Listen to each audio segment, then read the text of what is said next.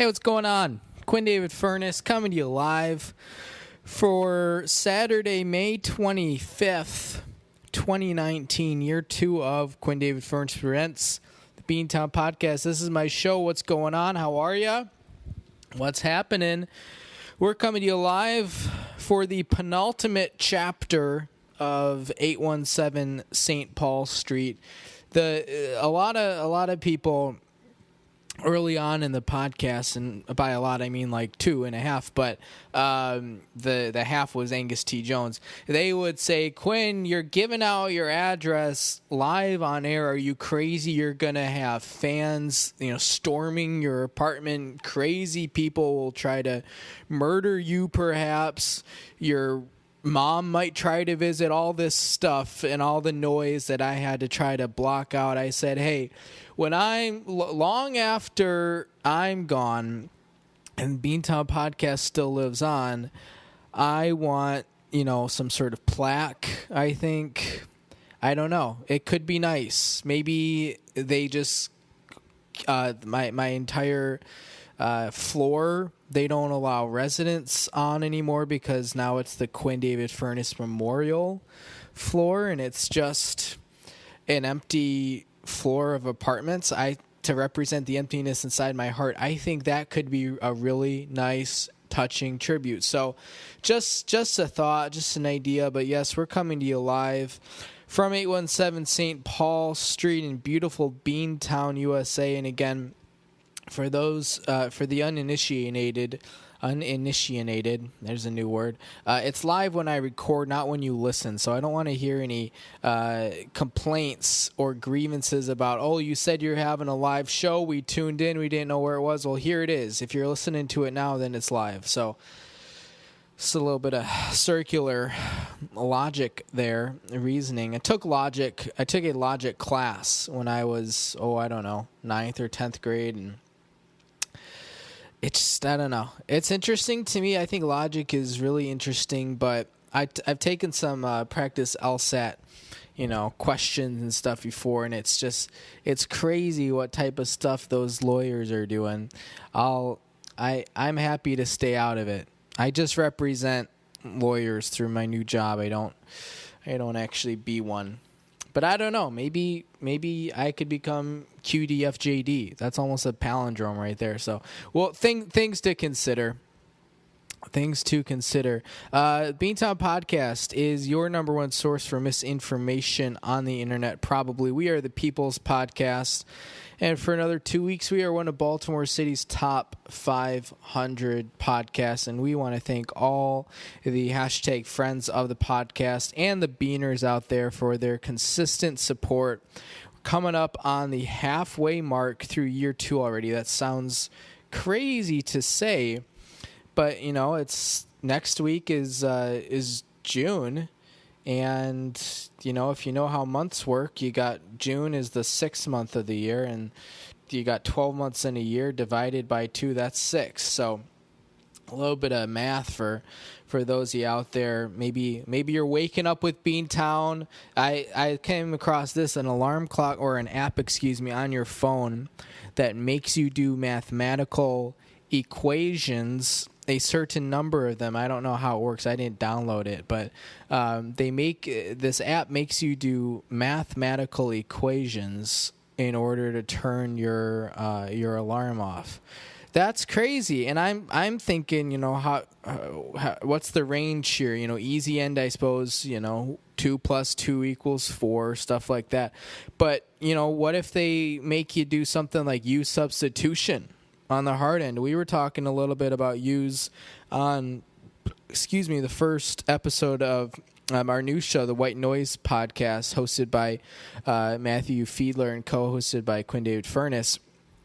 Matthew brought up sheep, and we ended up talking for hours upon hours about ewes, and I think we discussed mutton at some point. I'm not really sure, but there are a lot of animals being thrown around. I think there was a bovine discussion at some point, so we know about ewes over here on the podcast, but maybe they make you do U substitution or integrals or some sort of matrix multiplication. I don't know. I tell you what, remember back to when I was taking Algebra 2 my freshman year of high school, and our teacher, Mr. Jones, no, that's not Mr. Davis, excuse me. Mr. Jones is our Bible teacher. Got to learn about that Bible. Mr. Davis, introduced us to matrices, and this whole time I'm thinking this is going to be like a little Keanu Reeves action. Maybe he's coming into the classroom to teach us about the matrix.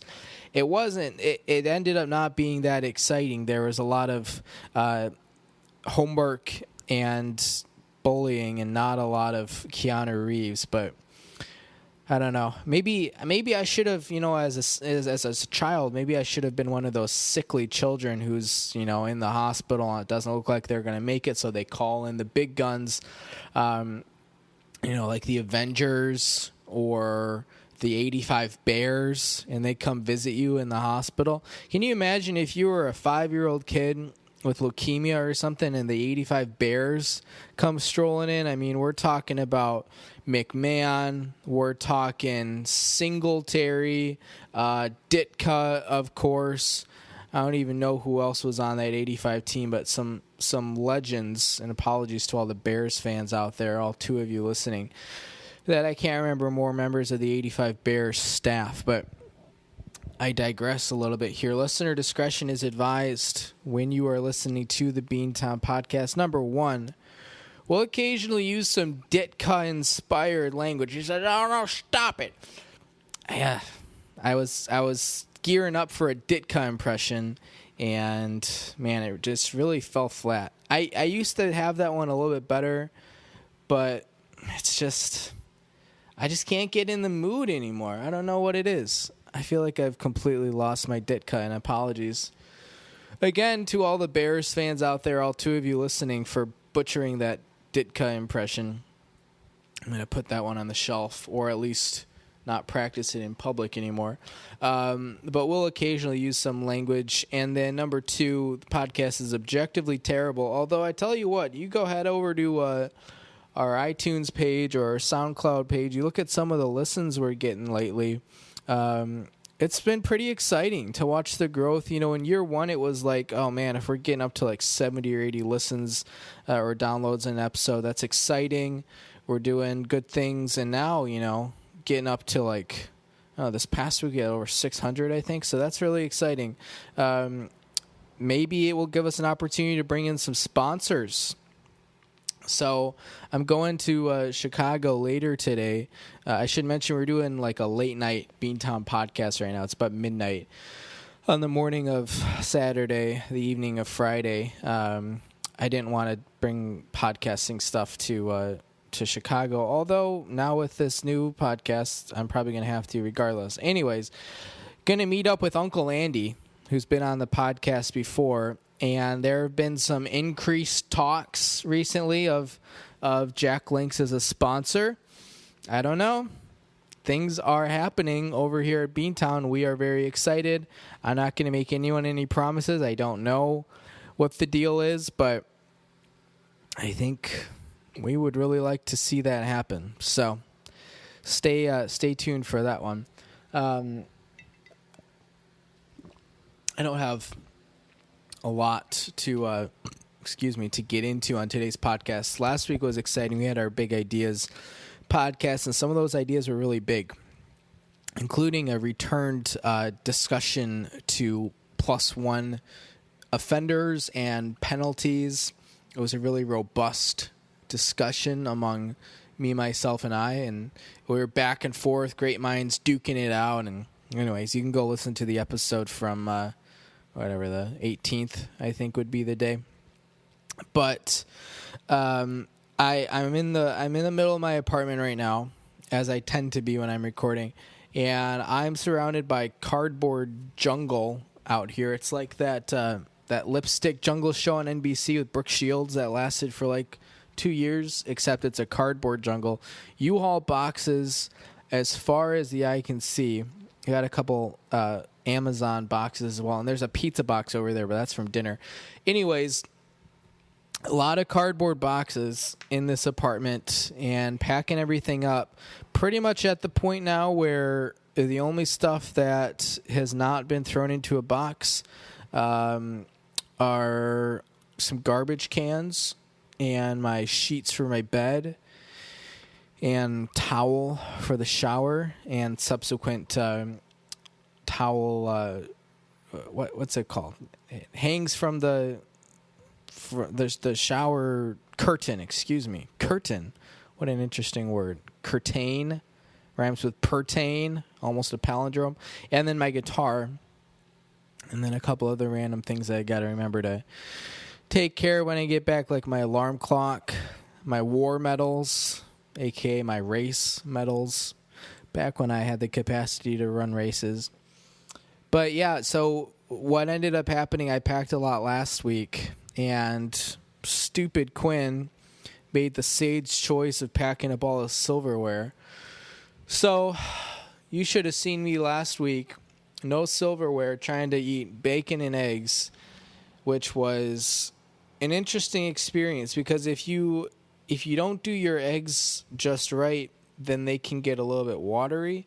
And when they get a little bit, or not watery, but runny, a thin consistency, and if you don't take care of those guys on the burner, and you try to eat that with your hands, it when in Empire Strikes Back, when Luke's on Hoth and he gets whacked by the Wampa, and the pans over to the Wampa, Luke's hanging by his feet, and the Wampa's eating the tauntaun with his bare hands, and there's blood dripping out of his mouth and stuff. That's pretty much what I looked like eating dinner on Monday night with my turkey bacon and eggs. I should mention turkey bacon. It's a healthy meat.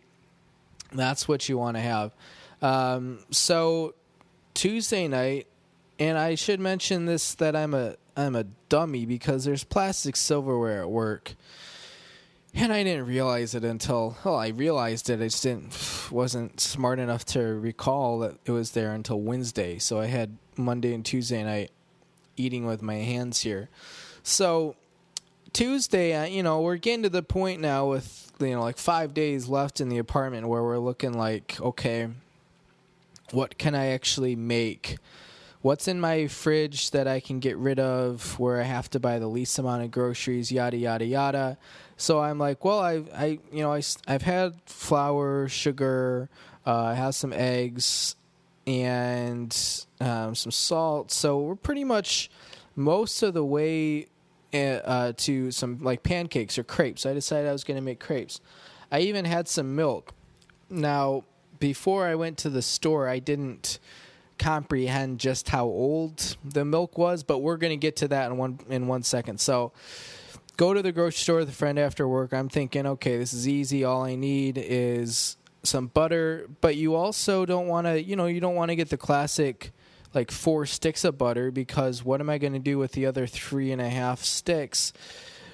It's like, I'm not baking anything.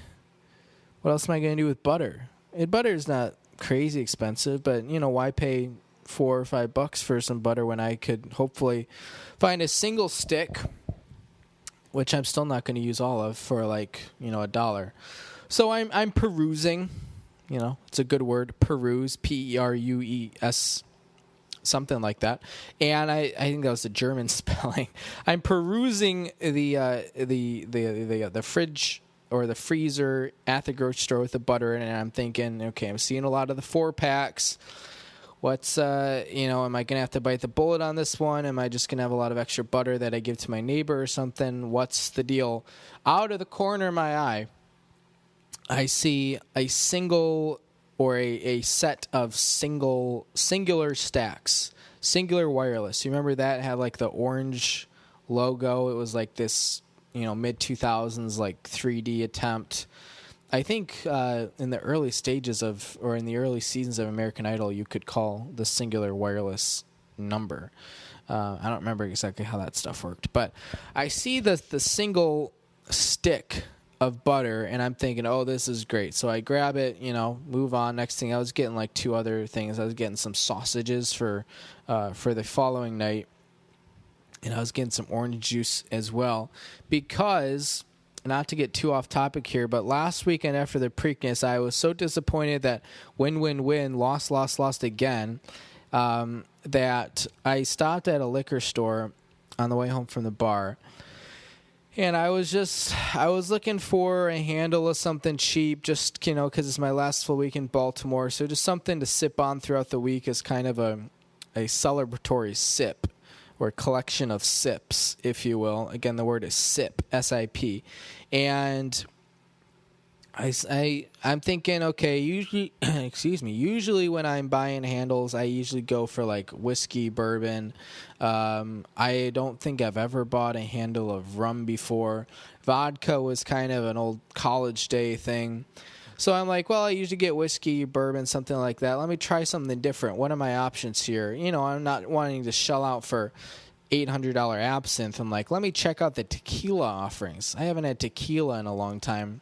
But I like tequila. Tequila was the first ever hard liquor I ever had going into sophomore year of college. Had some tequila sunrises at a friend's apartment. And so I said, let me throw it back a little bit. So I found a cheap bottle of silver tequila, $20. And again, okay, this is great. $20, easy. I go up to the register to pay, and apparently it's half off. And I was like, whoa.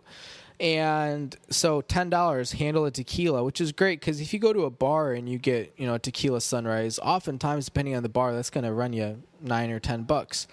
Well, Quinn's walking out of Mount Vernon supermarket with a handle of tequila for $10. That's a steal if I ever saw one. So go back to the grocery store on Tuesday night, and I pick up some OJ as well, but that's not the interesting part of the story. I get home.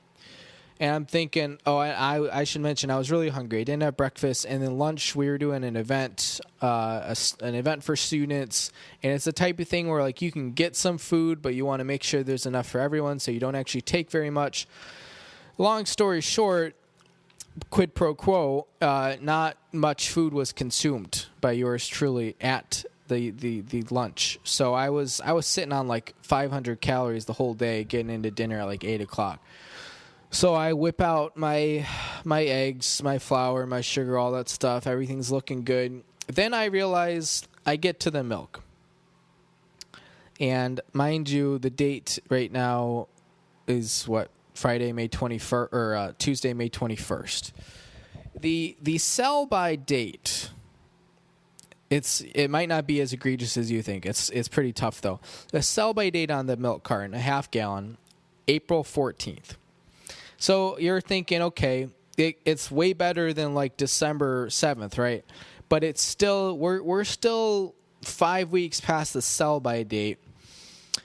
And I had been working on this half gallon of milk for a while, but there were still enough for the whatever, I don't know, 2 cups or whatever you need for the crepes recipe.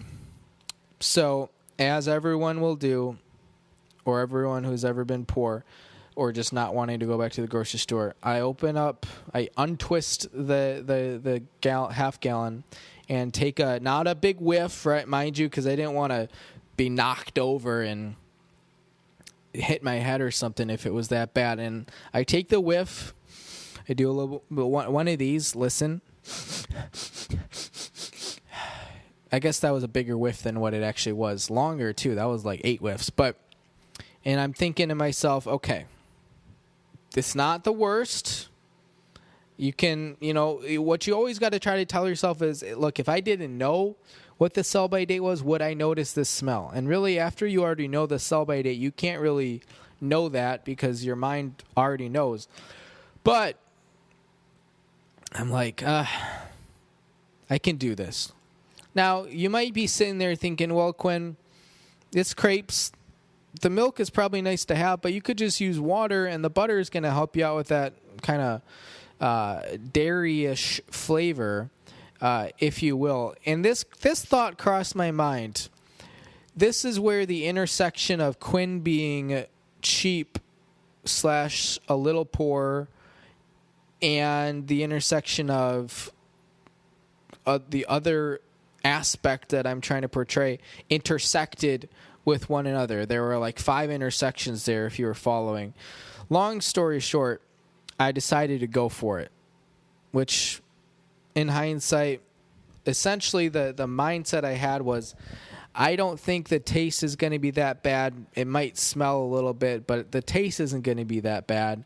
And I would rather have this than a more watery crepe blend, if you will, which hindsight, probably the wrong decision. But if you're sitting there and you're thinking, there's still one ingredient left here that Quinn talked about earlier and now has to come back to, you would be right, and that would be the butter.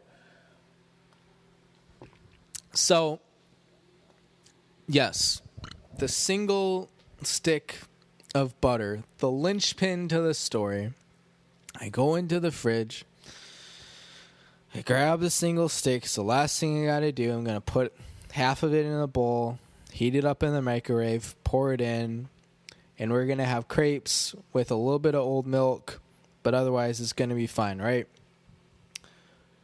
Quinn, you couldn't be more wrong. Oh, Jesus. I look at that stick of butter, and let me tell you, this was no ordinary butter. This was some sort of gourmet, organic, fresh farms, grass-fed, cage-free, bovine-infused, garlic and herbs flavored butter. And when I mentioned that it was garlic and herbs flavor, I want you to mentally make the garlic and the herbs in all caps, because this stuff was some of the strongest smelling anything I've ever experienced in my life. It made the old milk look like nothing. It made a landfill in Rochelle, Illinois look like perfume. Oh, I don't know who buys this, and I like garlic and I like herbs, and I tend to like garlic and herbs. I think it's a flavor of Subway bread that I get occasionally. But this stuff smelled, oh man, really strong and not good. Not in like a rancid way, but just like, how did they fit that much garlic and herbs into one stick of butter? So now I'm at a true crossroads, and mind you, I've already had like 3 crossroads in this crepe making experience, and I haven't even turned the burner on yet. So I'm sitting there with a stick of garlic and herbs butter in one hand and the unfinished crepe concoction in the other hand, thinking to myself, actually a somewhat similar kind of back and forth they had when I was debating the milk versus water thing. And I said to myself, look, maybe after I heat up the butter and liquidize it and pour it in and blend it in, maybe it's not going to be so bad. Maybe the taste won't really be noticeable once I get it in there with the eggs and the flour and the sugar. Maybe it will offset with the old milk and they'll somehow combine to neutralize each other. Or I could just bypass the butter, but then I'm thinking, well, where am I going to get that rich, creamy texture? These are the difficult decisions that you have to make when you're down to your last couple meals in an apartment. So I heat up the butter, and the smell intensifies. And at this point, I'm kind of accepting that even though I'm hungry as hell, I'm really not going to love this dinner. And you're probably waiting for me to say, oh, but it turned out, it ended up being great. If you've listened to the first 15 minutes of this story and you're thinking that there's going to be a happy ending, I apologize, because nothing about this story is leading up to a happy ending. So take the butter out of the microwave, mix it all together. At this point, my entire apartment smells like you're a frickin' Dracula hunter or something, a vampire hunter. And I start making crepes one by one, and they just smell at this point, the milk has pretty much just retired because the milk going into this game thought, hey, I've got a pretty strong smell here. I got a chance to really do some damage. It's like if David and Goliath happened, but it was realistic and Goliath kicked his ass, because this garlic and herbs butter was truly a gigantic smell. My olfactories had to retire because they just couldn't handle this workload anymore. So I make the first crepe. And here's another thing. When you're dealing with syrup and no silverware, it's a whole different animal. So I'm sitting there, again, picture that Wampa eating Luke's Tauntaun, kind of hunched over my table there, because my chairs have been moved into the other room. Syrup, sticky fingers, and not the fun kind that you get when you hold down a key on your keyboard. But I got sticky fingers, and I'm eating these crepes that smell like the most powerful concoction of garlic and herbs you can ever imagine. And if you're thinking as one last saving grace, maybe there's an interesting flavor combination in maple syrup and garlic and herbs butter, I'm here to tell you that it's not. It's really bad. Yeah, I don't have much else to add here, but we went through about 3 crepes. I think the batter made probably 5. And after the third one, I just sat there with sticky fingers and syrup running down my beard. And I just took a long, hard look at myself, which is frankly harder to do in the kitchen because there's no mirror. But I took a long, hard look at myself, and I said, "This is over. Let me get a bigger breakfast tomorrow. I'm just gonna have to be content with the really bad meals that I had. Not even bad meals, but just lack of meals. Just almost nothing there. I had like a taco and 3 crepes that day. And probably some tequila as well because of the handle that I bought. So long story short, kids, what we learned from this story. Number 1, don't pack up your silverware until you need to, right? It's silly. I got overeager. I was a machine.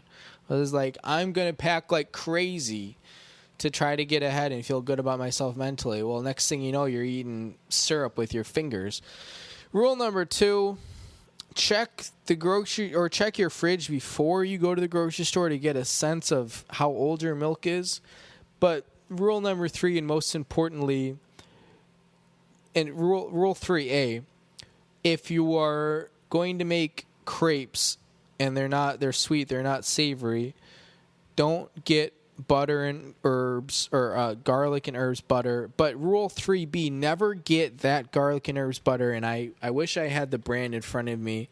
It was a single stick, so there was no like cardboard carton or whatever that stuff would be made out of. I don't know. Plastic, no paper, wood, whatever it is, carton. So I can't advise all you beaners out there on how to avoid it. But single sticks, beware, because those things are they're like dairy sirens, really. They attract you in, and the next thing you know, you're eating crepes that smell like literal garbage with syrup running down your beard, and you're not going to be satisfied. That's the moral of that story. So that's how my cooking has been going. I blame the silverware. I think it all kind of transpired or spiraled out of that one incident. But let's change the pace a little bit here. Let's get to some ads. I gotta pull it up. I lost my place. We again are trying to get Jack Links back in the fold. I know we've talked about it at length, especially throughout the first half of year 1 of the podcast, culminating in a live interview with Uncle Andy himself, basically the owner of Jack Link's. It's quieted down, but we're going to try to get back in the game. The other thing you remember last week or the week before, I told you to reach out to Samson of the Samson Q2U series and reach out about maybe doing a sponsorship agreement. Nothing. How do you do that? I mean, who does this go to? Who does this email go to where no one even responds? You're talking to one of your best brand ambassadors, and this is how you treat him. So, Samson, you got the crisp, clean audio quality, but you got to work on the crisp, clean customer service. Wise words from Quinn David Furness. Let's get into the ads here. Home Pride, Oregon. Are you tired of selling your house for less than a quarter of what it's worth, all because you couldn't find a reliable home inspector in time? Well, Oregon listeners, there's good news. Home Pride Inspection Services in Bend, Oregon is Central Oregon's hottest new home inspection provider with inspection services including things like heating and cooling, roofing, plumbing, and so much more. Home Pride Oregon is both contractor certified and home inspection certified, so you know you're getting the good stuff.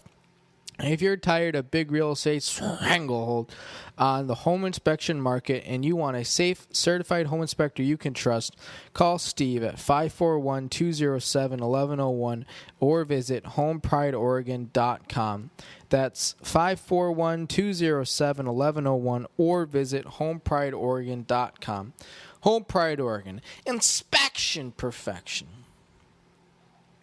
Shout out again to the Samson Q2U series through thick and thin, and they're wearing thin on me right now. I'll tell you that much. But remember, when God speaks, He uses a Samson. And another shout out to the TV Guide.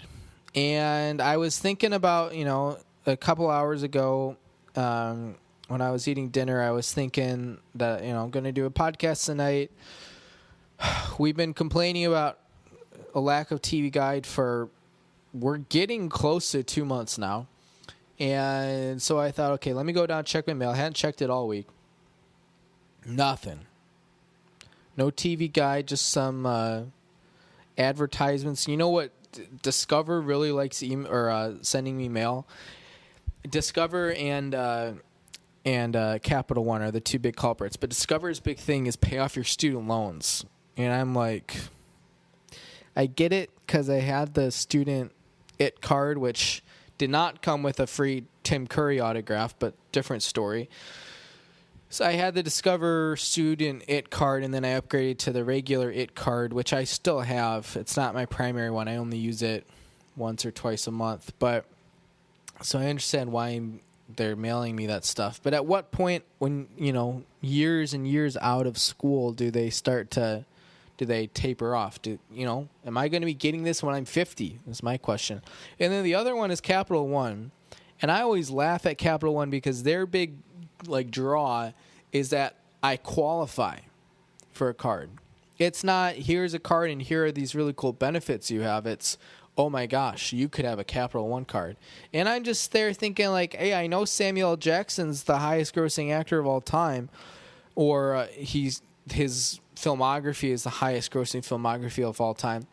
But I'm good. Maybe if Jennifer Garner, if she came over to present me the card and was free for a drink after and yada yada yada, next thing you know, we're making crepes with garlic and herbs butter in the morning.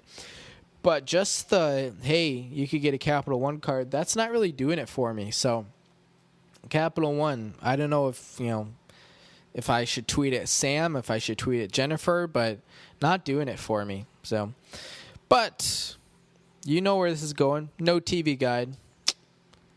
What, we're running six weeks straight now without a TV Guide. I haven't known what's been on TV for weeks. Although I will say Game of Thrones. Wow. Let's circle back to that. That'll be our last topic here. Let's see. Cuts by Q. Here we go. Bob and weave. We all know the hairstyle. We all love it. But how many Midtown, Baltimore-based independent barbers can actually give it to you the way you deserve? Enter Cuts by Q. It's like Enter Sandman, but different. Cuts by Q has been independently owned and operated since 1995 and is probably one of the better barbershop operations serving Baltimore City, Baltimore County, and Cook County, Illinois. From beehives to bangs, faux hawks to flat tops, and everything in between, call Cuts by Q at 815-298-7200 or email cutsbyq@yahoo.com. That's Cuts, Q-U-T-Z by Q at yahoo.com. Oh, when you need a fresh do, something snappy and new, just call the experts at Cuts by Q. Cuts by Q. I should also mention my personal email address, or not my personal email address, the podcast email address, because I don't think we've mentioned it yet. Beantown Podcast at yahoo.com. That's Beantown, B-E-A-N, podcast at yahoo.com. And also the new beantownpodcast.com. There you can find all our latest podcasts, the Beantown blog, which we're going to circle back to just in a couple seconds here, and also our Cuts by Q page where you can check out all of our freshest cuts, the do's that we're able to do unto you. So go check it out, beantownpodcast.com. We get all that's, if you're wondering what's the quickest way to find your most up-to-date, most recent podcasts, you know right where it is, beantownpodcast.com/podcast. All right. Moving into the closing ceremonies here of tonight's podcast, I mentioned Game of Thrones. I also mentioned the Beantown blog. If you are a beaner out there and you're listening and you're thinking, gee, I really like your stuff, Q, but where can I get more of it? I crave more. Oh, I tell you, well, we got a new blog for you. We've been running it for about 4 months now. It's the Beantown blog. You can find it at beantownpodcast.com/blog. And we write about all sorts of things, from +1 infractions to eating donuts in Memphis to other things. And then this most recent installment from, what did we do, Tuesday this week? Game of Thrones recap. So Game of Thrones, Season 8, the finale was on Sunday night, and that's also served as the series finale.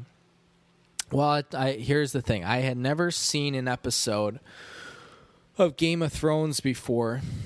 I had seen Sherlock Holmes 2 Game of Shadows. I figured probably similar but different, which was the case, by the way.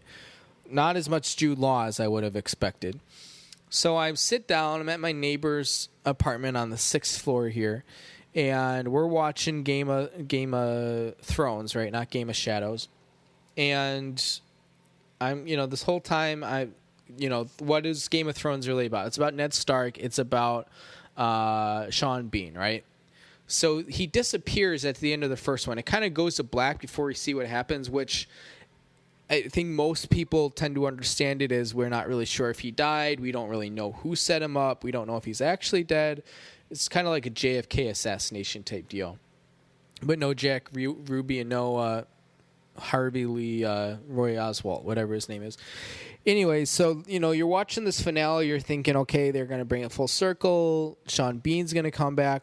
That was the first mistake, I would say, of the series finale. It seems like the writers kind of forgot about the whole plot point, and they didn't really bring Sean Bean back into the action, which I could do a whole other podcast about this. Thankfully, I don't have to because I have the Beantown blog, and I talked about it all there. But another big appeal of Game of Thrones is that it's basically just like porn with swords. I mean, just from browsing Reddit, I have seen pretty much all of Emilia Clarke and Sophie Turner and the young brunette and who's the other one? Natalie Dormois or whatever her name is. I haven't even seen this show, but just from literally being on the internet and from seeing still images and GIFs and short videos ranging from 5 seconds to half an hour of their work on the show, I have a pretty good sense of the type of not wholesome entertainment that HBO is promoting through this show. Again, I like to call it porn with swords. There were, and we're going to get explicit here, but there were no breasts, there were no butts, there was no genitalia, except for maybe the dragon. I think you saw something at some point if you paused, but just overall disappointing. When you turn on Game of Thrones, here's what you want. You want Sean Bean, and you want boobs, and you want those White Walkers everyone was talking about. They just disappeared. No, we didn't even talk about them. Completely gone. It felt, what it really felt like is the writers just forgot about all these things that they were supposed to come back to. And it's really disappointing, frankly. It really, you talk about how things scratch you right where you itch. This is the exact opposite of that. This is like if you get a mosquito bite and you scratch that a million times and then it itches way more. This is pretty much what the Game of Thrones series finale was. So I recapped the whole thing in my Beantown blog, most recent one from 3 days ago. You go check it out. It's a good read. And it's got my full thoughts, right? We talk a little bit about Sean Bean. We talk a little bit about Porn with Swords, but we go through every single storyline. We talk about Raisin Bran, how he got pushed out the window, and now he's a bird, but now he's in a wheelchair, and yada, yada, yada. We talked about the white guys, not sure what was going on. We talked about how Jon Snow was a ghost, and then there's a picture, right? Sex sells of Emilia Clarke. No, it is not NSFW. It is very SFW. But what's she going to do now, They were talking when a Star Wars story came out. They were like, oh, this is going to be a trilogy. We're waiting to introduce Boba and Jabba until the second one, which is such a huge misstep. Like, how... I don't think I've ever talked about the Solo movie on the podcast before. It came out this time last year. I don't know how they went through the whole, an entire movie based off of Han Solo without any Boba Fett, without any Jabba. We got Donald Glover playing Lando, and that was great, and that was a good part, a good aspect of the film. But to be like, oh, we're gonna give it 3 movies, we're gonna wait to introduce Jabba and Boba. You can't withhold both of those guys from us, right? And then they give us Darth Maul at the end, but he wasn't even played by Ray Park, and he just looked kind of weird. And it's like, man. And now we don't even. It's probably we're not even going to get another Solo movie, which I'm like fine with because I don't want to see another Solo movie. But at the same time, I really wanted to see more Boba Fett and more Jabba, and So it's just like, my disappointment surrounding Solo is nothing compared to my disappointment surrounding The Last Jedi because the stakes are so different. But, man, just Emilia Clarke, only good part of that movie. That's all I got to say. How are we doing here? 44 minutes? Oh, that's solid. It's not a shorty, but it's certainly not an hour long. Let's end it there because it's after midnight now, and Q's ready for bed. I'm gonna wake up. I've got to catch a flight, going to Chicago, and hopefully it doesn't snow. Last 2 times I've been to Chicago this spring, I have faced blizzards, so we are fingers crossed that we're not going 3 strikes you're out. But that's what we got for you on this late night Beantown podcast. I hope you enjoyed my cooking odyssey. It did not have a happy ending, but it's a good metaphor for life because unless you're willing to pay extra at the massage parlor, you're not going to get that happy ending. This has been Quinn David Furness. This is my show, Quinn David Furness Presents the Beantown Podcast. Don't forget, you can find us all over the internet: Stitcher, iTunes, Apple Play, Google Play, YouTube, SoundCloud, not CastBox just yet, Spotify, all the other ones. You can find us. Don't forget to like, share, subscribe, however you want to do it. Leave us a rating on iTunes. That's always really helpful for us. Keep that perfect 5-star rating alive. And yeah, again, if you have any thoughts, you know where to email us. Check out the website, beantownpodcast.com.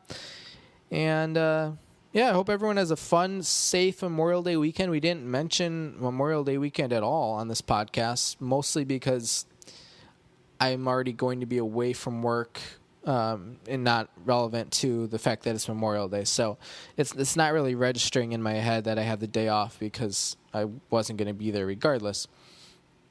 But, 3-day weekend. Hope everyone has a good time with it.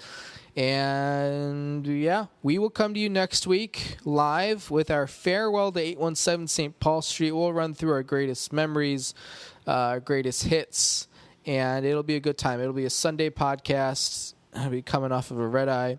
So we're going to have a little bit of time here between podcasts, but that's okay.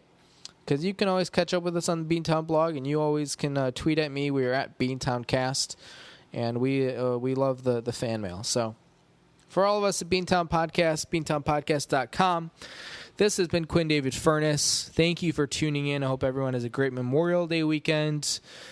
Watch out for garlic and herbs butter. And if you're going to look at an Amelia Clark pictures online, make sure you got the Safe Search filter on. All right. Have a good night, everyone.